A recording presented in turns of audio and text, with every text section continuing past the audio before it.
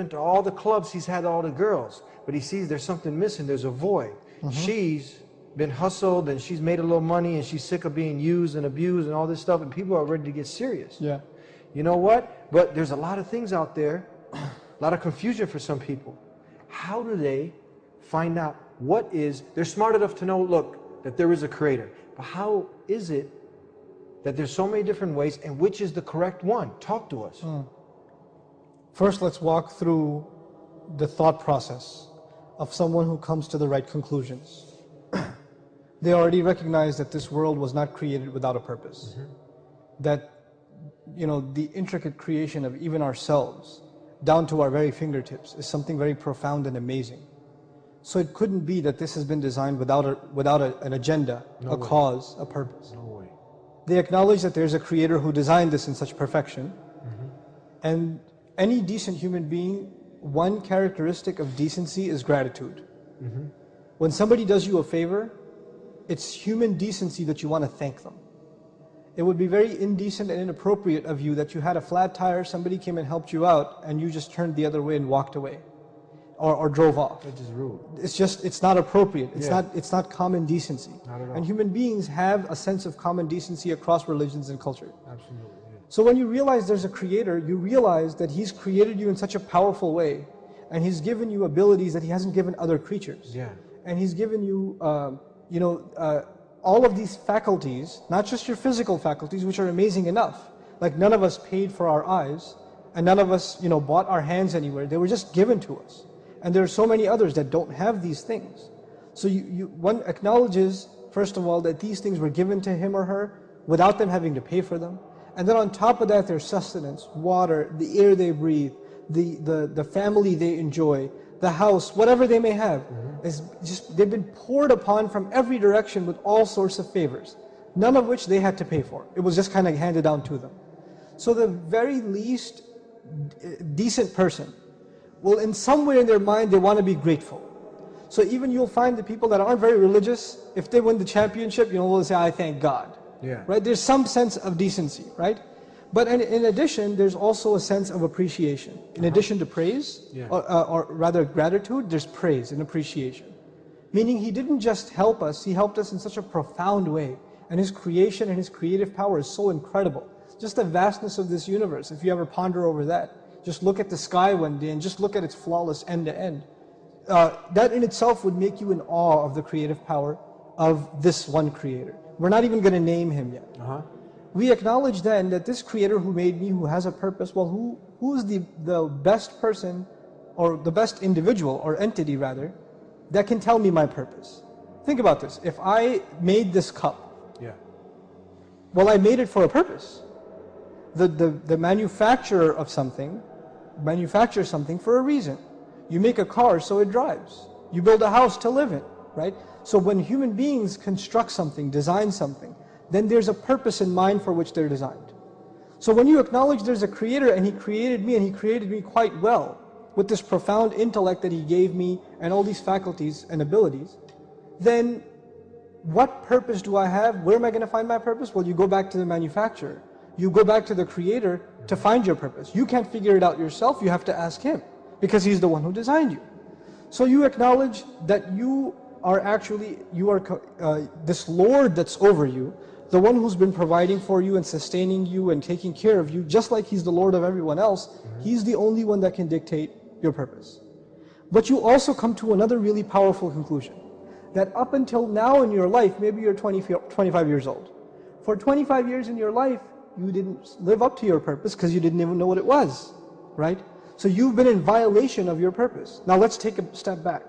If you have, if I own a computer and it doesn't do what I want it to do, right? It crashes. I can chuck it out. I can throw it away. I own it. I bought it for a purpose. It didn't fit that purpose, so I got rid of it. Back in the old days, some farmer gets a cow, right? The cow stops giving milk. He got it for the purpose of milk. It stops giving milk, what does he do? Slaughters the cow. Yeah. But you come to the conclusion that you were created for a purpose. There's a Lord over you who expects that you live up to your purpose, but for these 25, 20, 19, 18, whatever years of your life, you've been violating that purpose because you didn't even know there was a purpose. You didn't even acknowledge it. But did he punish you for it? Is it, for example, one of your purposes, one thing under your purpose is not to lie, for example. Every time you lied, was there lightning that struck from the sky and cut your tongue off? Or every time you stole, did your hand just fall off? Or every time you engaged in something evil, something wrong, did you experience the punishment right away? No, He let you go. He let it slide. He keeps letting it slide. And human beings aren't like that. When we expect something from someone, like an employee, right? If I hired you to be my accountant and I expect you to show up at 9 o'clock and you don't show up for 4 weeks, and then you show up at the 5th week it's 3 p.m. and say, where's my paycheck? Then you've already been fired, right?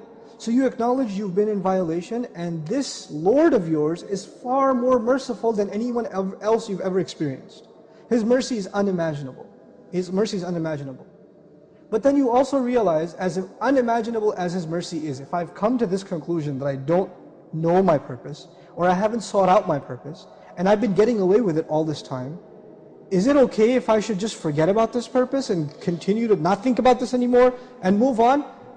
Or if I've come this far in my thought, then I should realize that He knows that I've come to this conclusion.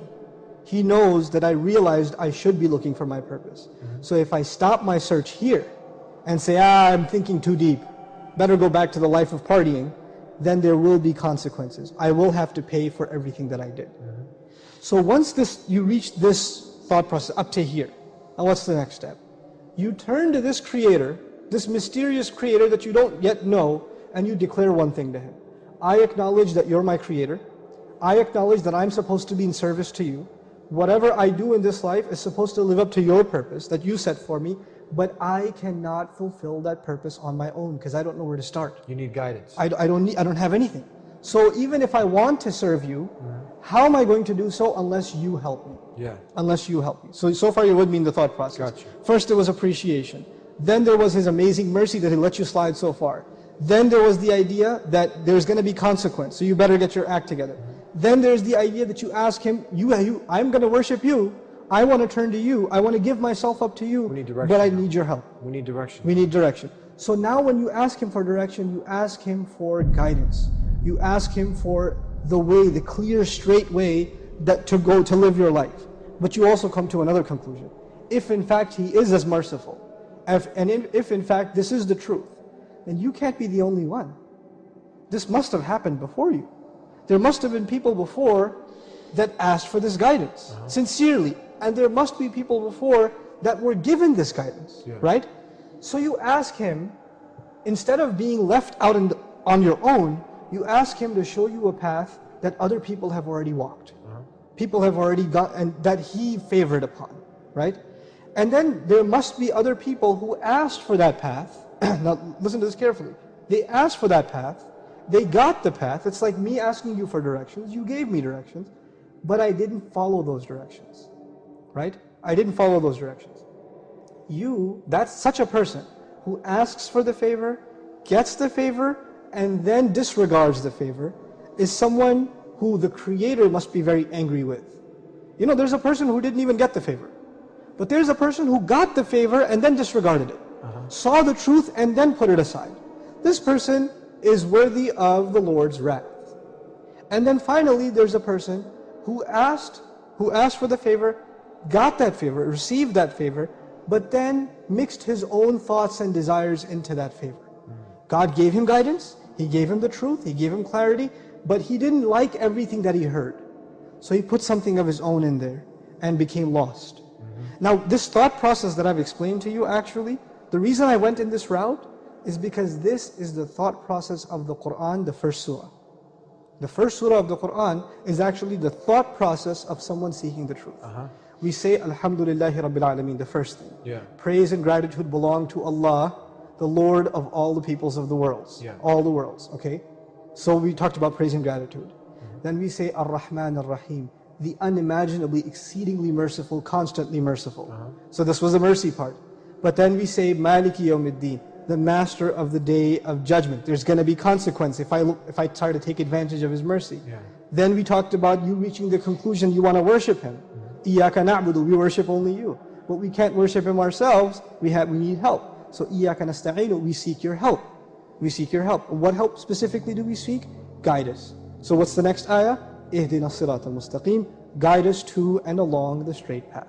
Then we said, this path must not be us alone. There are people that have gone down this road before. So we asked to find the road of those who have succeeded before us, the path of those who you favored, not those who earned your wrath, not those who went astray, right? So this thought process is what we are asking people to consider. It's universal. I didn't take you to the Quran first. I showed you the logic of that path first, right? Once you understand this path, nothing I have said is directly saying accept Islam. All we're saying is be sincere to the Creator, be grateful to Him, accept Him as your Lord, ask Him to show you the path sincerely, and ask Him to show you those who walked down this path before and succeeded, and keep you away from those who walked down this path but then got lost, then went astray, or earned God's wrath, earned Allah's wrath, right? Now for people who are seeking this truth, what is the measuring stick? The first measure is your own conscience. That's the first measure. The second measure is, if in fact it is from God, then it has to meet one primary standard.